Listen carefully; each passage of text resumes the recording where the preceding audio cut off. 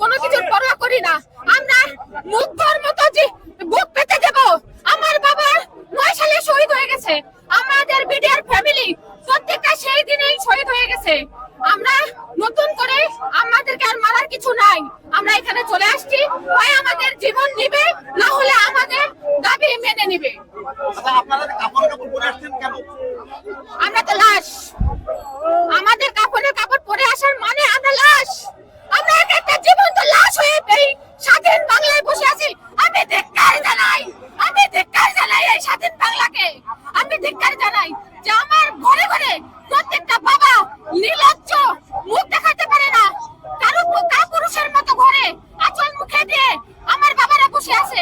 সন্তানদের মৌলিক চাহিদা এবং সন্তানদের কাছে তারা অপারক হিসেবে লজ্জায় সামনে আসতে পারে না। আমরা এই কলঙ্ক মুক্ত জীবন চাই। সরকারকে বলতে চাই যে 5 আগস্টের পর থেকে আমরা জেলা ভিত্তিক, বিভাগীয় এবং ঢাকা ইস্যু অনেক কর্মসূচি করেছি, স্মারকলিপি জমা দিয়েছি, কিন্তু সরকার কর্তৃক আমাদেরকে কোনো ফলাফল দেওয়া হয়নি। এবং যে স্বাধীন তদন্ত কমিশন তৈরি করেছে সেখানে হাজারো রকম বৈষম্য, আসিফ নজরুল আইন উপদেষ্টা এবং স্বরাষ্ট্র উপদেষ্টা মহোদয়কে আমি বলতে চাই, শহীদের রক্তে বসে বেইমানি করবেন না, এর ফলাফল কিন্তু কোনোদিন ভালো হবে না।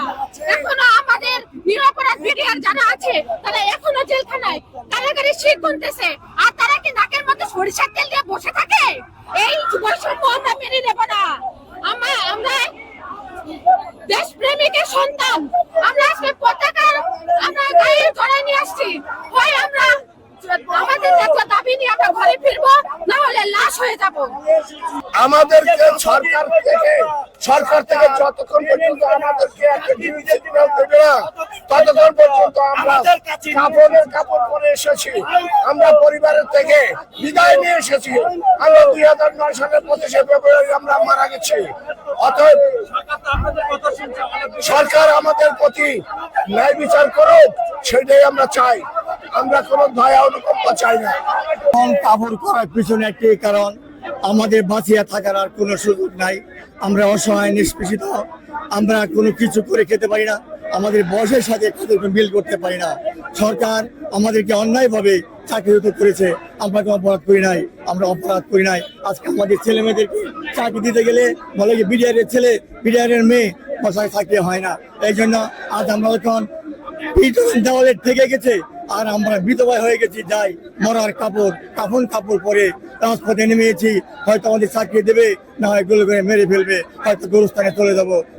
বর্তমানে কাফন আর দাফনি আমাদের সঙ্গে করে নিয়েছি। আর আমরা এই দাবি, চাকরি ফেরত দেওয়ার দাবি, বিন্দুদের মুক্তি করার দাবি, এবং আমাদের কোনো বিচার করে বিচারদের যারা অপরাধী তাদের বিচার হবে, এই দাবি জানিয়ে আমরা রাজপথে বেরিয়েছি। এবং আমাদের এই দাবি না মানা পর্যন্ত আমরা ঘরে ফিরবো না। এখন যখন পড়েছি, মরতেও শিখেছি, দাবন হব, কিন্তু রাজপথ ছাড়বো না, চাকরি অঙ্গীকার না দেওয়া পর্যন্ত।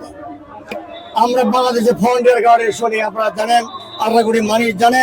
আমাদেরকে শৃঙ্খলার সাথে আমরা চলবো, আমরা বিশৃঙ্খলা হবো না।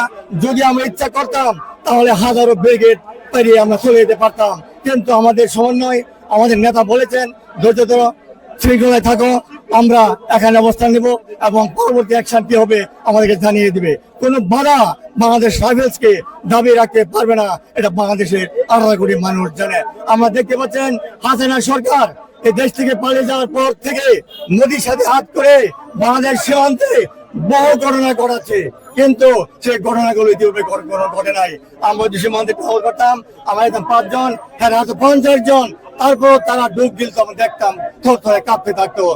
দেশবাসী, আপনারা জানুন, আপনাদের কাছে আমার আবেদন, আমাদেরকে চাকরিতে ফিরিয়ে দিন, নইলে আমরা এই কাপড় আর খুলবো না, রাজপথ ছাড়বো না। আমরা পুনরায় আবার দেশ মাতৃকার সম্পদ রক্ষা করার জন্য নিজের প্রাণ বিসর্জন করতে চাই, দেশ ও মাটির জন্য। তোমার 7 বছর জেল হবে। আমি বললাম আমার 1 বছর 1 মাস 17 দিন চাকরির বয়স, ওই সময় আমার বয়স 18 বছর। ভাই, আমি 18 বছর বয়সে আমি একজনের নামে মিথ্যা সাক্ষী দেব না। আমি প্রয়োজনে বাড়িতে গিয়ে পড়াশোনা করে আবার আমি চাকরি নেব, বিডিআর এর চাকরি আমি করব না। তার পরবর্তীতে আমার 7 বছর জেল দেওয়া হয়। জেল খেটে আমি পড়াশোনা করে তারপরও আমার একাধিকবার চাকরি হয়েছে মেধা যোগ্যতায়, কিন্তু আমার চাকরি হয়নি। আমি একবার পুলিশের এএসআই পোস্টে আমার চাকরি হয়, কিন্তু পরবর্তীতে যখন আমার বাড়িতে আসে পুলিশ ভেরিফিকেশনে, তখন জানে যে বিডিআর বিদ্রোহের কারণে তার চাকরি চলে গিয়েছে। এই জন্য আমার চাকরি থেকে সেই চাকরি তো আমার নেওয়া হয় না। এখনো পর্যন্ত আমরা কোনো আশ্বাস পাইনি। সর্বশেষ একটাই, প্রথম একটাই কথা, শেষ একটাই কথা, আমরা চাকরি পূর্ণ পাওয়া চাই এবং আজকেই আর ফয়সালা করতে হবে, আর কোনো কথা নাই। আমি আসছি খুলনা থেকে, বাগের দেশ খুলনা, সুন্দরবন থেকে আসছি, আমি সুন্দরবন থেকে ঢাকা আসছি।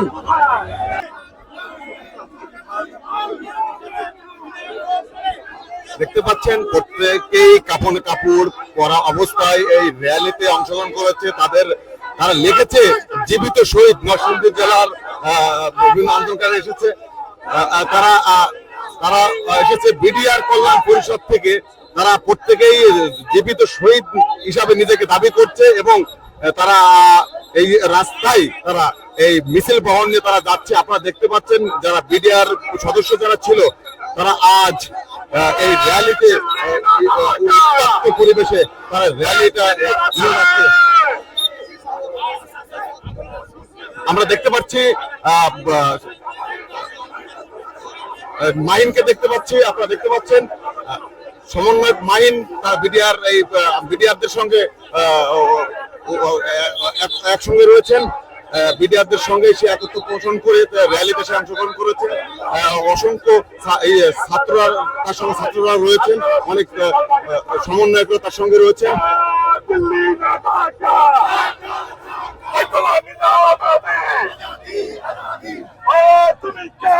প্রত্যেকেই কাপড়ে কাপড় পরে রয়েছে, প্রত্যেকে বিডিআর সদস্য ছিল, চাকরিচ্যুত যারা বিডিআর সদস্য তারা কাপড়ে কাপড় পরে এই রাস্তায় তারা মিছিল দিচ্ছে। তারা আজ তাদের মরণ দাবি নিয়ে তারা এই যে তারা র্যালি নিয়ে যাচ্ছে। তাদের দাবি পূর্ণ না বললে তারা আজ এই রাজপথ ছাড়বে না। তারা মরণ ড্রেস পরে, অর্থাৎ আপনারা জানেন কাপড়ে কাপড় ড্রেস পরে তারা এই র্যালিতে অংশগ্রহণ করেছে। তাদের সঙ্গে রয়েছে সমন্বয়ক মাহিন।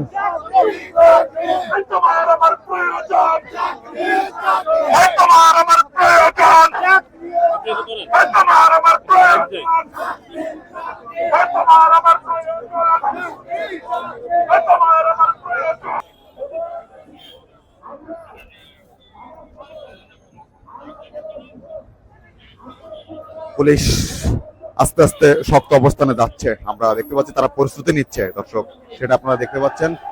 পাশাপাশি আন্দোলনকারীরা তারা প্রস্তুতি নিয়ে এসেছেন। তারা আপনারা জানেন তারা প্রত্যেকের গায়ে আমরা কাপড় পরা দেখতে পাচ্ছি। তারা বলছে হয় চাকরি নিয়ে ফিরবে আজ, নয়তো লাশ হয়ে ঘরে ফিরবে আজ। আপনারা দেখতে পাচ্ছেন একটা উত্তপ্ত পরিবেশ বিরাজ করছে এই সচিবালয় এরিয়ায়।